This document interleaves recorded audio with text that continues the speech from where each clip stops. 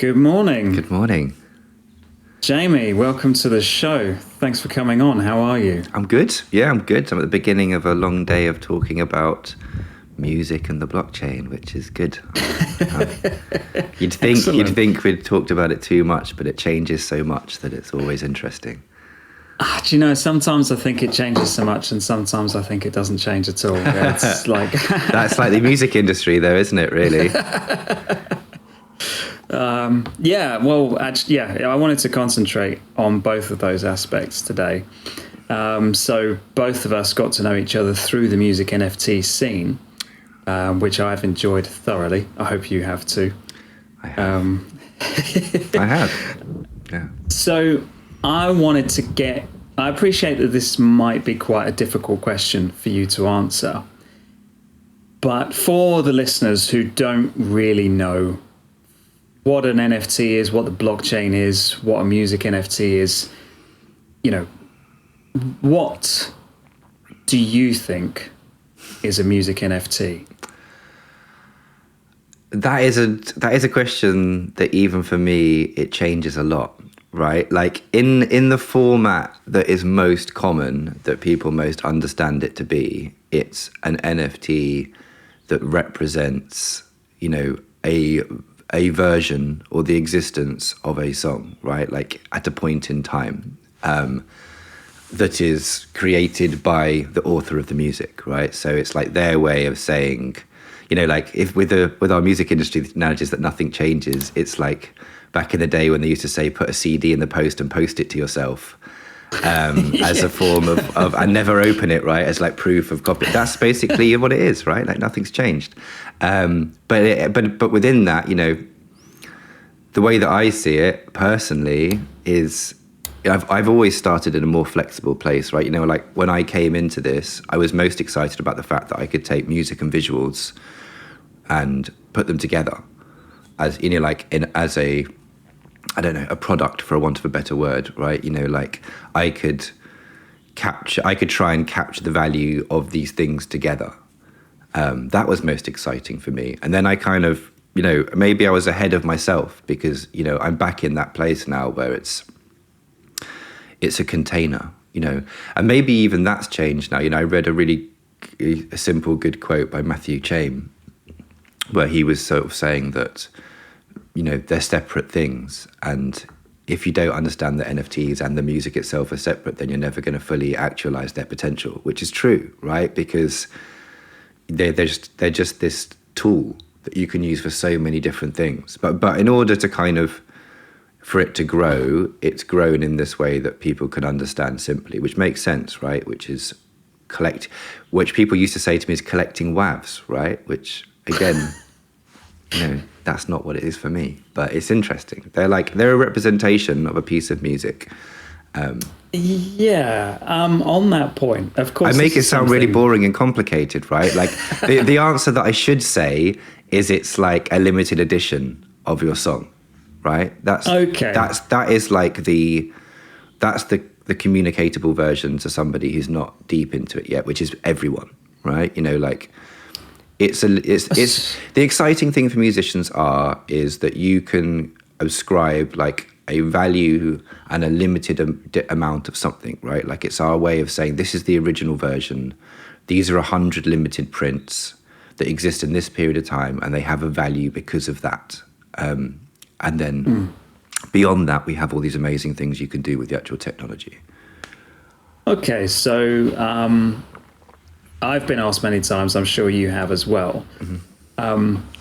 And often the answer I give is this limited edition print analogy. I do too. But of course, you were originally saying that you love this this sort of melding of audio and visual. Well, we already have YouTube, and now, Tidal, Spotify, they are allowing music videos to go on there, which people can access for their monthly subscription fee, which is probably nothing like the amount that is being charged for an NFT these days. Right. So why an NFT? Well, for me, because they control that format, right? I think the thing that's been most exciting for me, which I think resonates with some musicians more than other, is that we have a way of existing as a musician, and it's prescribed and decided for us, right? This is what you do before release day. You pitch on Spotify, you put it on Submit Hub to send it to playlist, you post a sneak preview the day before, then you post an out now, then you post TikTok on content 4 times a day, right? And Instagram and YouTube Shorts, and that's it. That's the end, right? Like if that doesn't work, you do that again, right? That's it. That's all you can do, right? Obviously, we know that you can network, you can do gigs, you can collaborate, but in terms of like you're in your house, you're a musician, you have these set of things that you do that you're told this is how to do it, and this is what the algorithm favors, and everybody does that, right? And I really like some of these like new integrations that Spotify is bringing in. I think they're great, but they're still decided by Spotify, right? And I think that for me, it was like I can do what I want, right? It could be any length, it could be any size, it can be a series, it can be it can be one thing, it can be multiple tracks together, it can be anything I want, right? It can have it can provide access to things, you can do anything with this flexible mold, right? But and because we're so early, whether or not you prescribe to what the main platforms are doing in the music NFT space or not is up to you. But in and around that, you can use, there's more flexibility because you essentially, you're in control. All right. So I'm just thinking, I mean, I agree. The Web3 space, the blockchain space does give quite certainly an expansive degree of flexibility. But surely, platforms like Spotify, they're huge. They know what they're doing. They have teams that build this kind of stuff based on, reams and reams of data that surely we should be relying on. And if Spotify knows what they're doing, why aren't we just doing what Spotify are doing? Why should we be looking to do something else? Nothing will beat Spotify for discovery, right? Like it's not an or, like I still do all my playlist stuff. I still do all my Spotify stuff. I still find more fans quicker through Spotify, but they're not engaged listeners, right? And what Spotify does very well is discovery, but discovery that favors connection with the platform, because that's their business model, right? Their business model is subscriptions, and the algorithms are set up to keep people happy in a way that keeps them on the platform. It's not to introduce them to your story and help you connect with people that love your music and build relationships with those people. The data you receive is what they think you should have. Even now we've got these new things like discovery mode and stuff, which seem great, but you can't have access to them unless you're a certain person, right? And they will roll them out, but again, it's something else that they control. And what happens if you run out of money? What happens if you want to leave Spotify? You lose all your playlists. You don't own music, right? So it's not just about what it does for musicians. Discovery is the best for Spotify, but for people who care about more, which there are lots of, like Bandcamp is proving that some people don't just want to rent background music, right? And people don't want their music all the music that they consume and that emotional connection to be converted into background music. People have loved that and are starting to think, well, they want more, right? How many images you're allowed to show, how long your bio is, what it looks like. Everything is branded to perpetuate the brand of Spotify, right? Not the identity of the artist. So to really connect, you have to bring people out of Spotify. The problem is that we're bringing people out of Spotify into Instagram, who does the same, or TikTok that does the same. And they all have their amazing benefits. I still think they're really brilliant tools, but I also think the blockchain is an amazing tool. Yes. So interestingly, there you kind of singled out a particular group of people. So I think you mentioned that, the people that are generally listening on Spotify, you can pick up fans very, very quickly, but they're not the sorts of fans that you the majority of them that you will find will engage with you properly. So are you telling me that the NFT side of things is where we finally find that engagement? Is that where you find your core group of really true fans? No.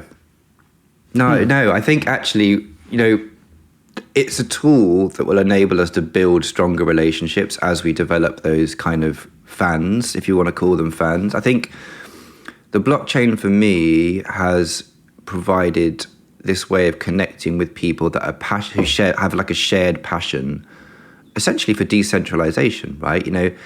People all still use Spotify, but they have an interest in other things. And I think that, an interest in new technology, is kind of like a conduit of interest, right? And Yes. In the same way that like Bandcamp is a conduit of interest for people who care about independent artists, right? They already care. They're doing it because they want the money to go to the artist. They probably have Spotify as well, right? They're probably not downloading every WAV and listening to that WAV all the time. They're doing it because they don't know it when they start, but after a while they realize they're collecting, right? And Bandcamp does a great job of that. I love Bandcamp as a platform, but again, it is a platform that has a subscription fee and takes a cut, and every platform does. And I guess the essence of the blockchain is that it's open sourced, and we don't have the complete picture of how to make the most of that yet, but we're experimenting with how to make the most of that. So, I don't even think superfans is the right word, because superfans is this idea that people want to use. They all use, everyone wants to use like terminology that's based around mass adoption.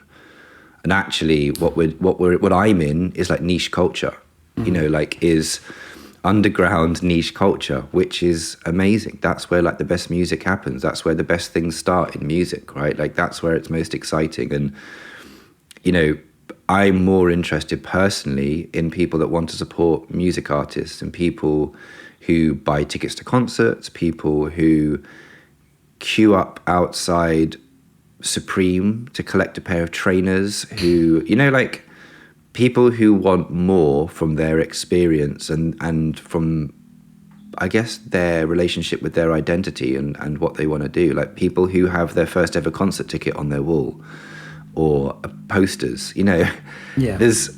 That's interesting to me at the moment. And I think that combined with people who want a deeper relationship with their music artists, people who want to listen to a documentary, who want to listen to like tape notes or Song Exploder, people who want more, right? Like, yeah, it's their church, essentially. They're finding their congregation.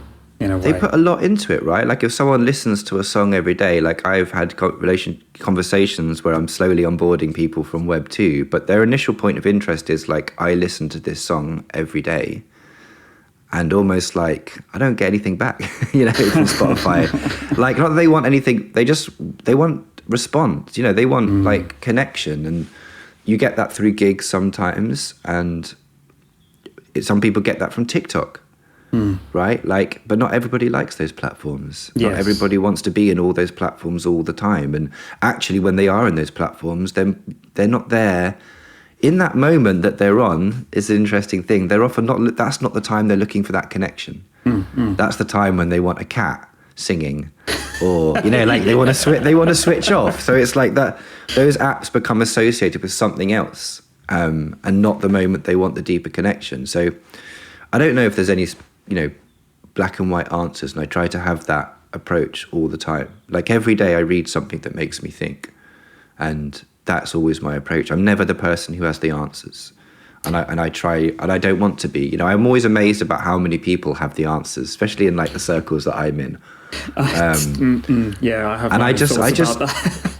Well, I think that's great. That's brave. You need people to be pushing thoughts. Yes. But I'm more of a consumer of thoughts, and like I like all of them. I think they all make me think about different things. Yeah, I agreed. I feel very much the same. I wanted to go back to the sort of element of decentralization somewhat, in that, Web3 can offer that. So, how to phrase this? So, one of the things I see happening quite frequently, more frequently now, is that obviously we've just been speaking about Web3 as an option where you can give fans a more personal experience because it's coming directly from you. Mm-hmm. But we are seeing a lot of music NFT marketplaces crop up. How do you feel that they are offering anything different to, excuse me, to a platform such as Spotify or TikTok, or is there a danger that actually we're going down the same road again, just in a different 100%. channel? Yeah, of course there's a danger. Yeah, they are going down that route because that's the tension of technology, right? Is that they are backed, to build things you need money, and to get money you need to make money for people who give you money. And as musicians, we're constantly pulled back into what we know, right? Like I referred to it yesterday. It's like, what do you call it? Like, it's like Stockhouse syndrome. Like, we're so used to this thing that it's almost, even though we don't like it or we don't think it works, it's like all we know. It's like we just default to these like things because we don't know what the other options are. It's not even a diss. I think like that is like, that's part of the issue, is that we have these things that are still like, even to some of the best builders, seem really cool. Like, we want to do this better than them, but not do something different, and we are heading down a route where we're not using what makes the blockchain different a lot. But we are challenged. The challenge is that we're trying to bring people on probably too early than we should be, right? We're trying to move to mass adoption all the time because probably the reality of that is people are working on 6-month funding runs, right? And they have to show progress, right? Like, I'm much more of a realist than a lot of people in that. Same with people talk to me about like how terrible like A&R people are or the music industry is. Sometimes you have to take a step back and just realize they're just people who love music, whose dream is to work as close to music as possible, right? So they don't make music, and they love music and they know about music and they're just trying to make it work, right? Like, they have a system above them that they have to adhere to. They don't get to sign everything they want to sign. And in the same in the space that we're in, we have a bunch of people who love music who are trying their best to make this thing grow. And sometimes maybe they focus too much on helping the musicians because maybe there's too many. You can't help everybody all the time. And like we've had that bubble recently where there's been a realization of, oh, maybe we're not all going to make it, right? Like, and I've always said from the start that, it's just very, very unlikely, it's just, there's too many musicians and not enough consumers, even in Web 2, right? To perform, to like build this version of success that we're all obsessed with. But there's other versions of success that can be more rewarding, right? Which can be having music as a part of your life alongside other things, which long term may well be better for you. But we're kind of like, we're still, and social media is part of the problem, right? Because it favors a way of sharing content, and that is headlines. We see it every week.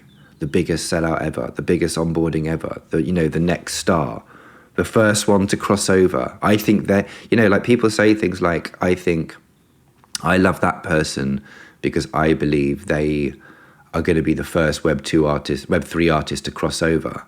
And I'm like, they're not even a Web3 artist. They've been in the music industry for like 8 years, working with the biggest pop writers in the world, right? Like, they're doing both. That doesn't mean anything, but like narratives are very useful because that's what the industry recognizes is that's music, that's culture, that's capitalism, right? It's just, we all have to play that game. Like, I get most of my editorial support about the fact that I'm experimenting with the blockchain and not about my music, which is great. That's fine.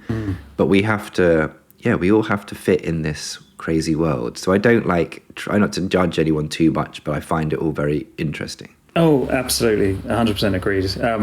On playing the game though, for let's say an act that purely is Web three, or essentially you can say is purely Web 3 do you feel like suddenly the reins are off and you can just do what you like, or there still is an element of having to play a game? I mean, certainly, surely you still have to promote yourself in order to enable people to even know that your stuff is out there for purchase, Yes. and then try to persuade them that it is worth a purchase. Yes. Yeah, you do. You do. But I mean, that depends on what your goals are and what your aims are, right? Discovery is a thing, right? You still need people to discover your music. If that's what you want, right? You can create art in a vortex. You can make amazing music at home on your own.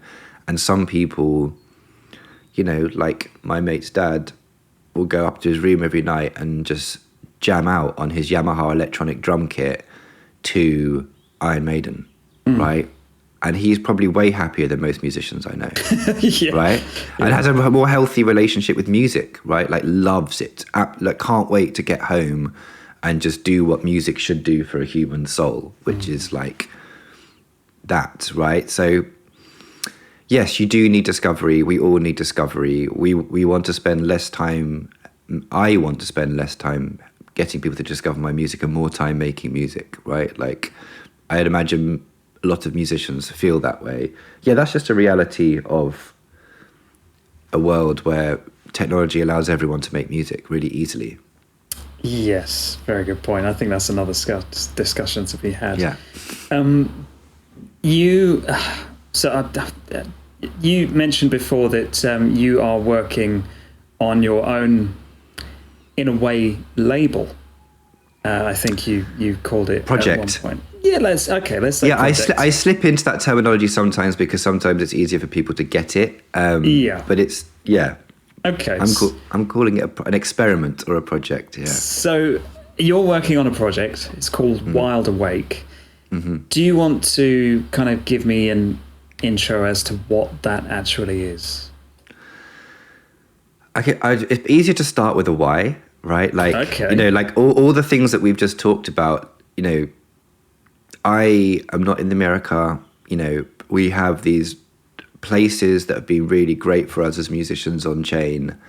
But, there's not many of them, right? And I think, I'm interested in like music, and I read a lot of books about like how genres and scenes and like how these things like interplay. And I was starting to think a lot about like how do we create new scenes, right? Like if this thing we're doing is interesting, but the problem is getting eyes on it, we can't just rely on like a couple of places to do that work, right? Because the people that come to those places gravitate to them because they have a shared interest and ethos, right? Maybe they like the style of music.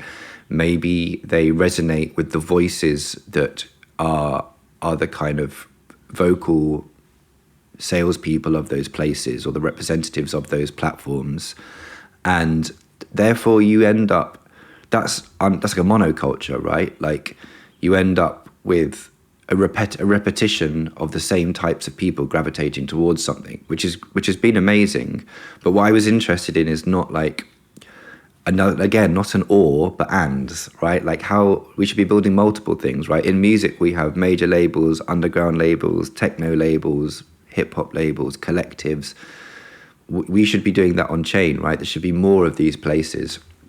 And how do you create a scene, right? Like music and things come from groups of people that connect. Like in the historically, often by location, right? But also by like life experience. And, in the past, they're not just musicians, right? They're like photographers, promoters, fans, listeners, bar owners, artists, like these like hubs that often aren't centered around purely music to start with, right? And they grow. So I've been thinking a lot about that, and I sort of, through talking to my friend Martin, who I met through collecting my work, he writes a lot about community. and, you know, connection through digital mediums. And we talked a lot about these kind of ideas. And initially I wanted to do something that was just like a place to discover new music, right? And I also had this kind of idea in my head of I love some labels I love, right? Like I loved listening and discovering music through like Ninja Tune or like Warp knew Records. you were going to say that. Yeah, well, because they have an amazing, you know, ethos and reputation that has diluted over the years. But, you know, whether it's like Young Turks or the myriad of amazing electronic music labels, right? Like there's nothing like that in Web3 at all that I know of. I'm sure there probably is, right? But like there's none that I'm aware of. And, you know, the major platforms have become more and more broad, which is the natural progression, which leads space for something different. And if there's ever a time for something different, it's now. There's a lot of people looking for something different, right? There's a lot of people that look at some of the staples of the NFT music scene and are turned off by it, right? Like, but I don't think that, you know, if they really understood and learned about the technology, they wouldn't be turned off by what it presents, right? The opportunities that it presents. But what they are turned off about is like the narratives that rise to the top, which are often relatable to Ponzi schemes. Let's not beat around the bush, right? They are, by definition, if you write them down and take out the word NFT or tokens, they are literally a description of a Ponzi scheme a lot of the time. That's just true. It's not like a diss. It's just that's what it is. So, you know, like, what are the alternatives, and what is something that's built around like connection through music and not trying to make money? You know, right? That is what the blockchain was started by. Like a lot of the best and most interesting communities were built that way, and that's what we started to talk about, and that's what we decided to try and experiment with. Right? Let's find some musicians. There's a great label in the UK called Speedy Underground, which is put together by a producer called Dan Carey, and he does this thing where he records a song in a day. They write a song, record a song, mix a song in a day, right? And then they when they started off, they would pretty much master it and then press it and just press 500 copies, and that would be it. And they would do it every month, right? Every month or two, with really cool bands, right? Quite left of center, like indie music. Yeah, and I just thought that's so pure, right? Like, and actually is kind of what we're doing, right? You know, like there's artists at the moment that are like, I'm going to do a writing session every month and mint it as if it's like some kind of groundbreaking thing. It's just what everyone's doing all the time. But the technology that blockchain does is it has other things involved, right? And I think it kind of, we get these moments where by collecting, you're signifying that you were there early, right? You're like signaling things. And that's what a lot of the blockchain can do for us right now. You know, that we couldn't do with ownership of music before. It had to be a T-shirt or a haircut or a pair of shoes, right? Or a place you hang out or an opinion. But now we can do it with music. And you know, we personally ascribe value to those things. I do. And I have conversations with my friends who don't get it. And they're like, I don't get it. And I'm like, no, but I know you don't get it. I'm just telling you that me and other people have a personal connection, emotional connection to these things. I'm not trying to convince you to do that. I'm just letting you know that there are people that value that, and that's what I'm interested in. So we're doing this thing where we're bringing in a bunch of musicians. It's like built around like a sonic identity of like the music that resonates and excites me, which is kind of alternative electronic music or like electronic music influenced music. It's not EDM, right? I think someone keeps asking me like, what does that mean? I think the simple thing to say is it's not EDM, right? Like, says a lot. Well, it kind of does, right? It's less synthetic. It's just stuff that connects with me emotionally, right? That comes from, you know, that's all influenced by electronic music. And I'd like it to be a place where people, like some of the record labels that I love, where I will buy everything they do, right? There are some labels, small labels, even via Bandcamp, where I would just collect everything they do. It's $10, $15, $20, and by doing so, I'm a part of this thing, I support it, and that's what we want to create. And we're going to bring in the audience to be a part of the conversation with the artists. We're going to take some of the pressure off the artists who are coming on chain for the first time by, like Wild Awake will be the thing that people come to check out. Mm-hmm. And in doing so, they'll discover some new music. Some of these artists will love it and dive in while we teach them and, like communicate with them and share things with them. And some of them won't. But the Wild Awake project will live on. And its first iteration is essentially this thing that looks a bit like a label, mm-hmm. maybe. But we don't take any ownership of rights. We don't take any cut of anything. It is it's a conversation starter, right? To bring in new people who haven't discovered this thing yet, and through a different medium and a different concept.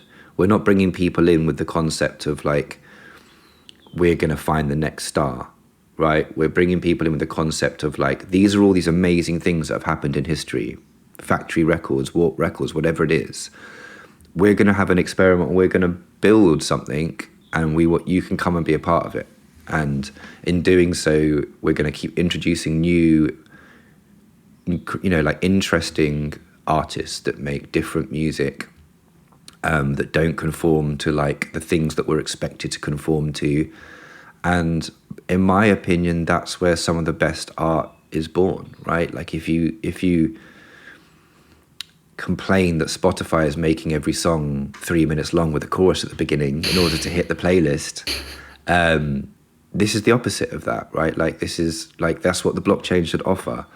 And like I said, it's an experiment, like maybe it will become a DAO, maybe it will become a gallery, maybe it will become a collective, maybe it will become a brand, maybe it will become a meme, I don't know.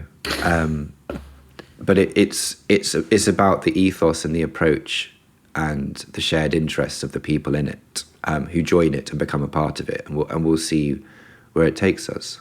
Well, speaking of ethos and approach, I mean, the way you've described it seems purely altruistic. Okay, maybe 90% altruistic. You said you won't be taking a cut. I'm assuming this project has no backing, and it seems to me. Oh, it does. No, well, kind of. Basically, I was going around pitching this idea that I really wanted to experiment with to a bunch of places in the space because we all need support. Like you said, like we need support. Like I can't. I have kids, right? Like I've got a life, and what I was looking for was someone to help me build this thing. Like if I was speaking to a lot of places, and I was like, well, if you're building on a decentralized network, like help me build decentralized communities, right? Like I need support. And I pitched it around to quite a lot of people. One of my kind of theses behind it was this idea of new digital locations. So at the moment, the music NFT space is, I don't think it's like necessarily like local to LA, but I think of it as LA. But it's like a digital location that doesn't really have a physical location. Mm-hmm. It exists. There's like satellites and back streets and big shops, and it's a place that's kind of like networked. And what I was interested in is like new places, right? There's people who collect and love music all over the world. And one of my things was I was really interested in how I could build them in other places. So I started speaking to people building things in different countries. And one of the places I was speaking to was like, this sounds amazing. We can help you do this, and that was Token Tracks. Whose, ethos was aligned. They were kind of like, well, we want to build things that the artists and the communities retain control of. And that's what we want to do, right? So, it will live there. They're helping us build this first iteration, right? And host this first iteration, right? And again, as we spoke about earlier, they have to build something sustainable, right? They have to support staff.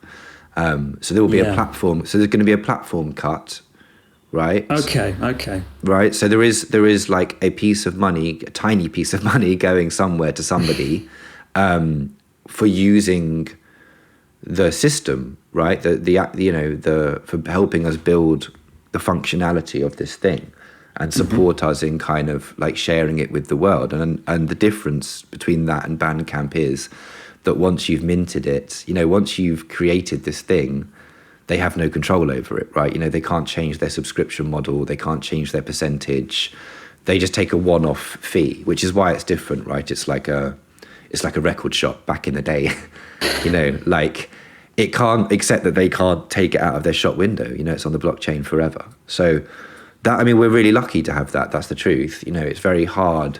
As you know, we have, as artists, we have these really big ideas, but the blockchain doesn't mean that we can go and build them ourselves. We need tools.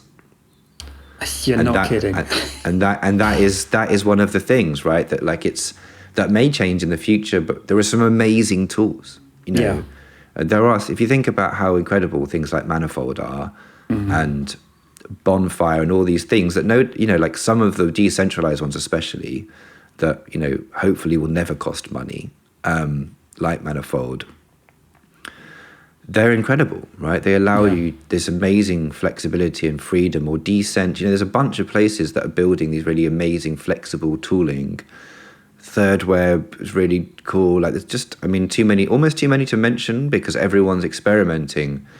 So we need the help of these places, and, you know, it's really amazing when you find a place that resonates with your vision, and that's what we were lucky enough to find. And it may live other places, right? It may just end up being it will probably end up being our own platform, right? It will probably end up being, Wild Awake may become its own platform. It may be in Discord. I just don't know, right? It's an experiment.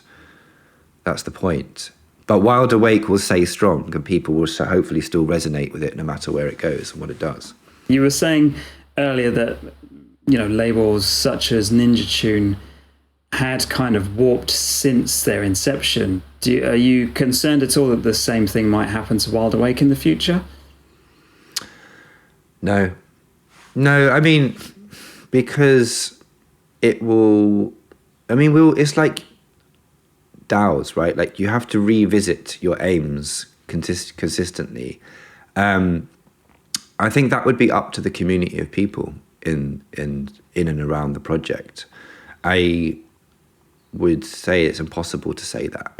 I mean, in that it's branding, or it's I like the word identity more than a brand, but like in its kind of like in the identity of how I see it, that's what matters. Is it stays true to that, whatever vehicle it takes, you know, like essentially it does kind of fit that meta label type model, right? You know, like I'd like it not to be just music, right? We want to do like art, dance NFTs and writing NFTs or poetry. We need more dance right? NFTs. Like, we do. And one of the musicians that is keen to do something is an amazing performance artist. So I've been talking to him about doing that. But we're starting off in music because that's what we know, and that's that's been our like common ground that we've connected through the people that I'm working on it with. But it exists based on the ethos of Wild Awake, which is to experiment and explore. And experimenting, explore doesn't really resonate with just doing the same thing that other people have done. So I'd like to think not, but the world is a crazy place. So who knows? I'll be keeping a key eye on for sure. I'm very interested to see how this develops. I'm going to take a slight tangent for a second. There's something that interested me. I think it was towards the end of last year, and you'll remember this. There was a big hoo-ha about music NFT aggregators in particular. We were speaking earlier about Spotify, and of course, as we know, Spotify, Tidal, you know, all those sorts of platforms, they are subscription-based models. People pay money, that money goes into the platform, and then it gets redistributed. Some of it goes to the artists. Now, where obviously NFTs can be essentially accessed. Okay, I am speaking very, very broadly here and missing out on quite a few of the details, but any NFT can be accessed by anybody. And as long as you know the specific contract address, you can find everything that's been minted under it very easily. And we were finding this sort of slew of music NFT aggregators that were appearing, which would create playlists of music NFTs based on certain contracts that they knew about, essentially creating a Web3 version of a streaming model. Now, a lot of people ended up becoming quite annoyed about this because suddenly all their music was available just to listen to very, very easily by anybody without that person having to pay a subscription model, and therefore the artist is not getting any payout whatsoever.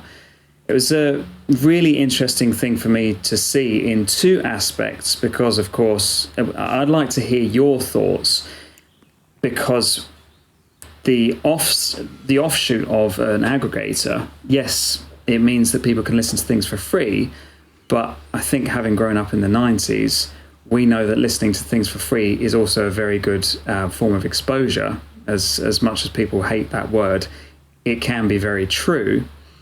And off the back of that, how are they getting away with it? In your mind, I appreciate you're not legally trained, but to your they're not getting away with anything. The blockchain is an open source system. By putting things on the blockchain, anyone can access it, right? Like, that's what it is. That's what it exists for. So people can build on the data that exists on the chain, right? Like, the issues around it are all very valid, right? Because, people are worried about, reproducing things that have happened in the past, companies earning income and gaining seed money and paying large wages off the back of artists' work, right? There is lots of very valid points. I think it very much depends on how you entered this, right? I entered it with very open eyes and open-minded about what I was doing when I put my music on chain. And, aggregators have adapted to the pressures by trying to consider this, right? By adding buy now buttons and, options to turn your music on and off. There is NFT marketplaces that are locking audio because they want to deal with major labels, and major labels are scared. And, because they earn their money off master rights. But, you can go to your friend's house, play their song off Spotify on their Spotify and record it into your phone, right? Like, we're not past the age of cassette tapes. It's not like that doesn't exist, right? You can buy a song on iTunes and send it to all your friends, right? Like, that still exists in normal music, right? Like, you can still buy CD albums and burn them onto other CDs, right? Like, that still exists. It's not like, it's just, it's interesting and important on chain because we don't want to recreate the things we've had in the past. But we're also very early. We as artists are building these things that we want to introduce to new people, and we need help with discovery. Personally, right now, I don't think the audiences and the user bases of aggregators are large enough to be a massive concern to me, right? I also am quite confident that copyright exists, right? So at a time where it's an issue, whatever aggregators say, they can't actually financially exploit that stuff legally, right? Like, in an actual court of law, there is only a certain amount of copyrights, right, like, that exist, especially in, like, European law, right? And especially in American law, right? You can't mix forms of, it is what it is, right? Like, and if you're making money off it and you haven't got a contract that's been negotiated to represent your usage of that copyright, then you're breaking copyright law. But, we're in like a grey time that I think is exciting, right? That to me is like, Spotify is free to an independent artist, right? Like, it matters when you move to scale, of course, but I am making niche music, and in my world of niche music, to me, shit's already free, right? Like, Spotify is not £10 a month for every song that's ever been created under the sun is basically free music, right? And obviously the argument is that Spotify make money, or they don't technically, but people who work for Spotify make money, right? Bandcamp is free. You know, like when I make a sale on Bandcamp, it feels really amazing because it's worth more than anything else. But it's still only 99p, right? For a song that I labored over for months on end. But at the same time, I love lots of music and I don't have enough money to spend £1 or £10 on every song. So, you know, it's a big mess, and it's a beautiful mess, and it's a really interesting mess. And that's why it's so exciting, because we're building new things. And every time we build something, we have this conversation of like, is this the right thing to do? How should we be doing this? Does this make sense? Oh no, have we just done the same thing again? Or like, do I just want to be famous? Or do I just want to create art on my own terms? Or do I need to pay my rent? These are all questions that we're all battling with all the time. And that is part of what makes it so exciting, is because you're doing it with so many other people. And that is what being on the cusp of a new technology is interesting, right? That's what makes it interesting, exciting and different. And it comes with many challenges, but the alternative is not better, right? For me, right? It is probably better for Drake, right?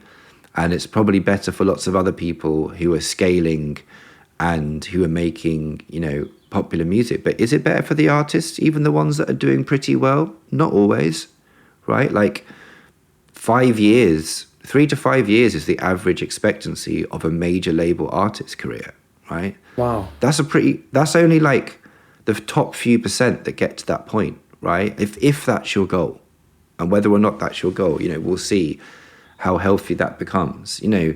And even them, you know, they're often not that happy, right? They're often unable to enjoy the luxuries and privileges they have, right? There is not many, like I work with like young musicians doing lecturing and teaching on courses, and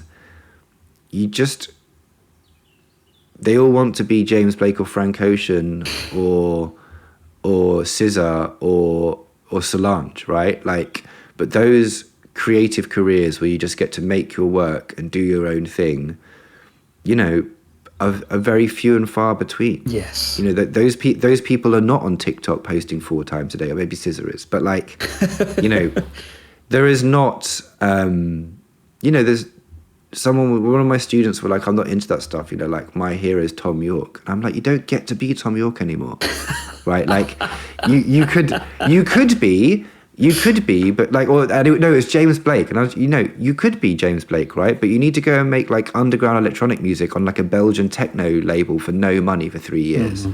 You know, like he isn't, you know, like those careers are very few and far between. And they're often born out of people doing their art their way and just accepting that for what it is, right? And, you know, so it is crazy time, but I think that's why I find it so interesting. Like every week there's something where I'm like, this is just totally bonkers. Yes. And just being in like chat groups where it's all playing out and everyone's discussing what they think of it, it's just fun. You know, like there was something that happened this week where I was, you know, trying to talk it through out loud in a chat group, and someone was kind of like, what's the point in even talking about this? But it's just, you know, sometimes it's just a shared interest of this madness that is so interesting. It's just, I have worked, you know, like doing some lecturing stuff for the last few years, and one of my colleagues has done a lot of writing about the intersection between like art and commerce. And this is not a new thing, right? It's been going on forever. So it's the beginning of time, right? Like, what should you put a value on art? Is it true art if it has value, you know, like if you're trying to sell it? And all those conversations are as old as art itself, right? But this is an amazing place because it's a financial infrastructure, right? That's kind of what it was built for, yes. right? Like, and we are using it to take back control of like our, you know, relationships. And I mean that as in personal relationships and relationships with creative mediums. And that's what makes it so interesting. It's fascinating to be like a part of this. Yeah, there's just like exploration of these worlds that are just like smashed together in like this great big crazy mess, right? Like, of broke musicians and $1 million venture capital and financial assets and crypto and tokens and making it and crossing over and blowing up and being underground. And it's just like this crazy, you know, taking back control, diversity, monocultures. It's just, all of it's messed up in this crazy place. And I kind of love it. Yeah. And I just find it like,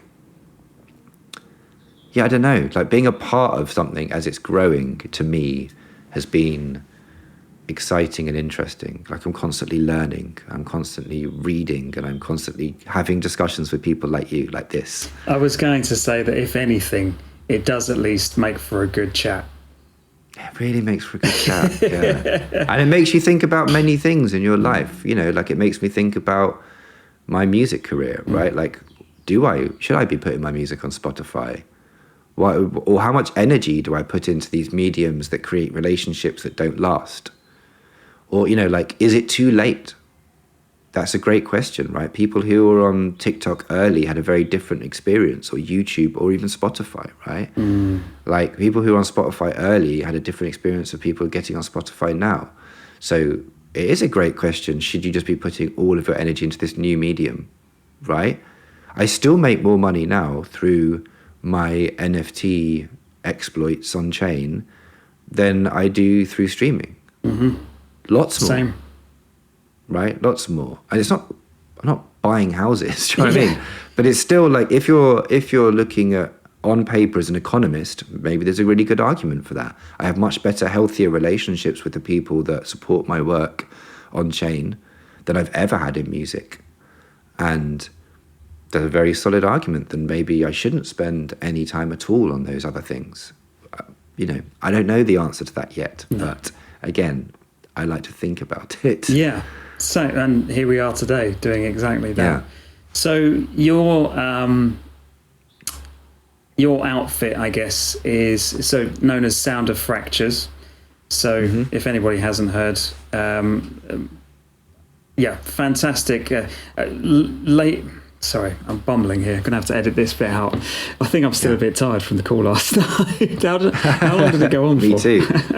Oh, not long. I ended it because I wanted it to make sure it finishes at certain times. Yeah. But yes. Right. Yes, Sound of Fractures is my moniker, my focus, my musical experiment, my musical project. And that's my focus, yeah. So I have like an amazing community that's developed through sharing that music, and it's kind of become its own thing that people can join by collecting my work on chain, which you can do for like $10 or free. You know, like I do free mints like a couple times a year, which allow people to join for free. There's a free mint that's open now till the 22nd of March, so it might make it before this comes out. But those free mints then go on secondary market and people can collect them for very little, you know, between like $5 to $15. And come and join the community where we just talk about life, make friends, talk about all this stuff, learn from each other, connect each other, network, support each other. And that's one of the things that's been so different about this space, is that I've found friends and community through my work in a way that I personally hadn't done as much in the past. You know, I know that we all do in the real world as well, but this has been, my friends are all over the world. Yeah. From Mumbai to America, you know, Europe, Africa, you know, like I've made actual friendships with people all over the world that we're bonded through this experimentation with this new technology. And that is a beautiful thing. It is. I agree entirely. And I share your experience as well. Well, and you can listen to my music on Spotify if you want to, man. It's right there. Yes. You know? Yes. Follow me on Spotify. Spotify does a really great job for you as a listener. It doesn't do the best job for me. But if you find my music on Spotify and you find yourself listening to it over and over again, then you want to support music, then there's other ways to do that, right? But Spotify is a great way to fall in love with my music. Yes. And if you want to take that further, then there's a whole world to explore Yeah. of experiences around it. Certainly is a useful tool and good for people on lower budgets to be able to access fantastic music. But there is... Hey, you can collect one of my NFTs for less than the price of what I used to pay for a CD. So, you know. Fair point. And a poster, or, you know, 2 coffees. Let's keep this real, right? Like, you know, 2 pints. It's less than 2 pints.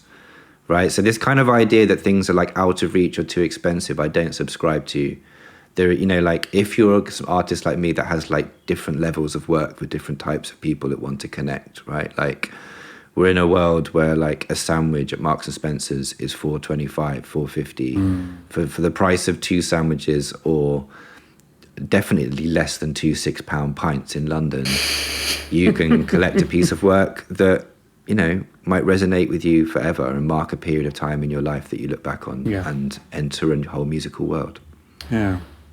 Well, thank you very much for coming on today, Jamie. Thank you for having me. Appreciate that.